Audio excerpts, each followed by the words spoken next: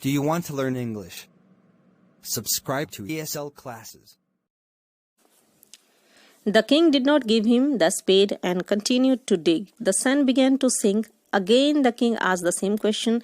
In the meantime, a bearded man came running. He pressed against his stomach and blood was flowing under them. Very soon he fainted on the ground. The king and the hermit opened his cloth.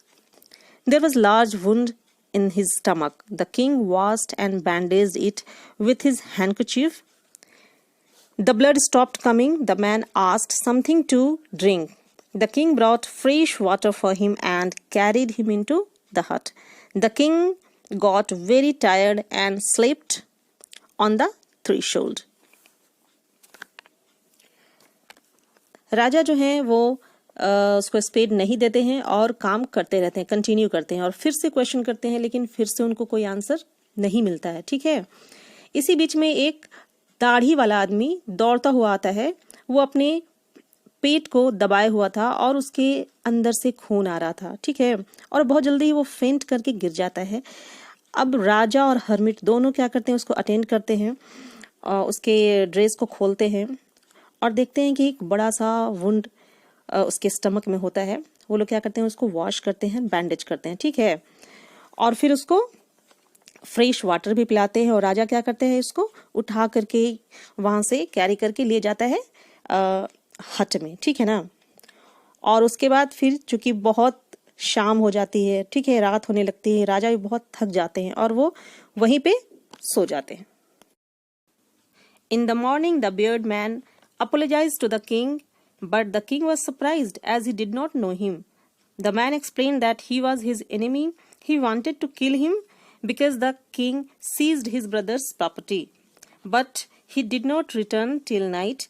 In the meantime, the bodyguard of the king recognized him and wounded him. The king was very glad to hear his explanation. He forgave him and promised to give his brother's property back.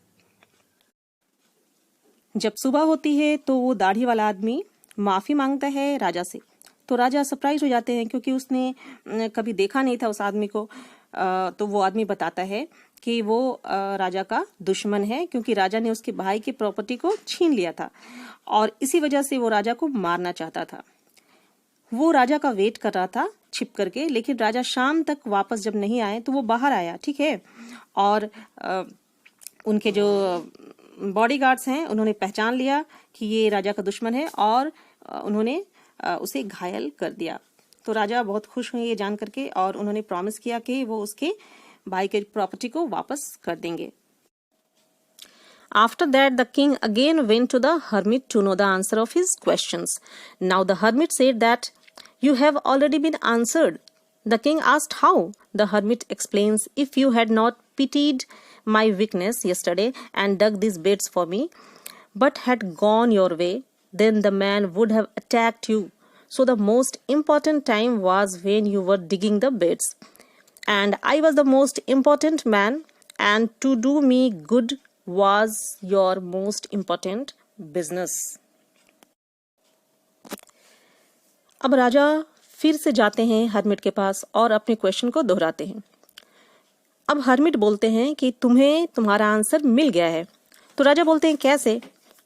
अब hermit उसको बताते हैं, explain करते हैं कि अगर तुमने मुझ पे दया नहीं की होती और वो डिग नहीं किया होता जो बेड्स बनाया तुमने, तुम अपने घर को चले गए होते. ठीक है. और रास्ते में वो आदमी तुमको अटैक करता, तुमको मार देता. ठीक है. सो तुम्हारे लिए जो मोस्ट इम्पॉर्टेंट टाइम वो था जब तुम डिग कर रहे थे. ठीक है. और उस वक्त मोस्ट इम्पॉर्टेंट पर्सन मैं था जिसको तुम अटेंड कर रहे थे. ठीक है ना.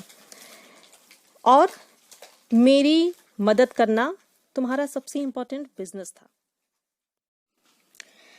Again, when the man ran towards the most important time was when you were attending to him, because if you had not bound up his wounds, he would have died without making peace with you.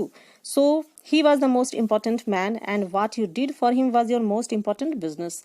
उसके बाद फिर बताते हैं कि जो दाढ़ी वाला आदमी आया, उस समय सबसे इम्पोर्टेंट टाइम तुम्हारा था जब तुम उसको अटेंड कर रहे थे, मीन्स तुम उसको हेल्प कर रहे थे. और सबसे इम्पोर्टेंट आदमी वो आदमी था जिसको तुम हेल्प प्रोवाइड कर रहे थे, और तुम्हारी महत्वपूर्ण जो ड्यूटी थी, जो एक्शन था, वो ये था कि तुम उसकी मदद कर रहे थे।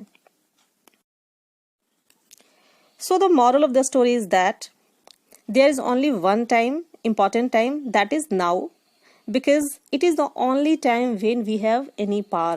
The most necessary person is the one with whom we are, and the most important affair is to do the person good, because for that purpose alone was man sent into this life.